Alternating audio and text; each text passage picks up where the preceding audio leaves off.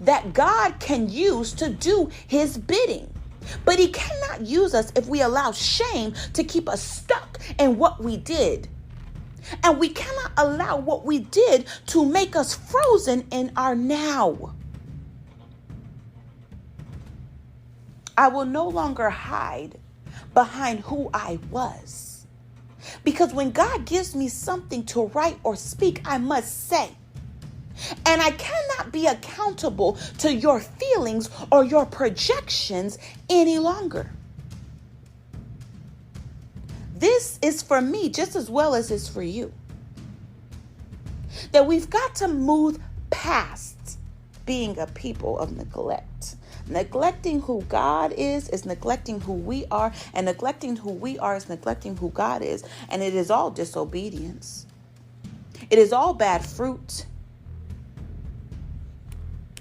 I saw myself, and I won't give all the details, but I saw my lips moving and they were gold dust. And when they stopped, they were black. And I heard the Spirit of the Lord say through a vessel to me that when your lips are moving, you will produce fruit. But when they stop, they go black. Why? Because when I stop speaking, because God has called me to speak, when I stop speaking, I get stuck in my mind. And then the enemy can launch vain imaginations. I have to release what God has given me. Because if I withhold it, then that which I release will become out of a space that is not God's duration for me. There is more to that I can unpack, but I'm not going to, because it's not for you. It was for me. I'm just releasing it as an example. So you've got to do what God has called you to do, and you cannot allow those old things. In my book, Year of She Arise, there is a quote that I recite all the time on everything, because it is so beneficial to me and to you, to those that I'm called to.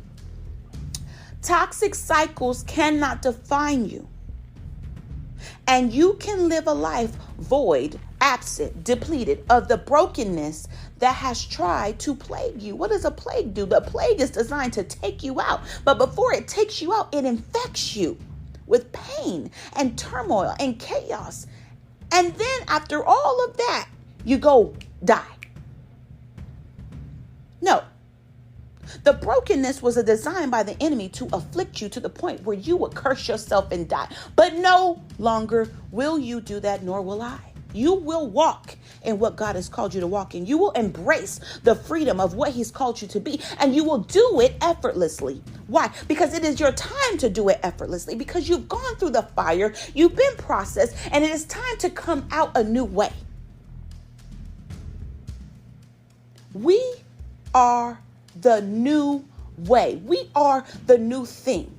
But we had to be refined. And see, what I did was I allowed myself to shrink back and not speak because I was so worried, fear that I would say the wrong thing. That when I said something, I would question it over and over again, and that would make me retreat. But the enemy's design has been to take my sound, to take my voice, and to take my release. When I was born, the umbilical cord was wrapped around my neck.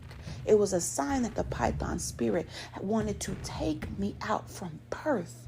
What does that say about who I am? To God.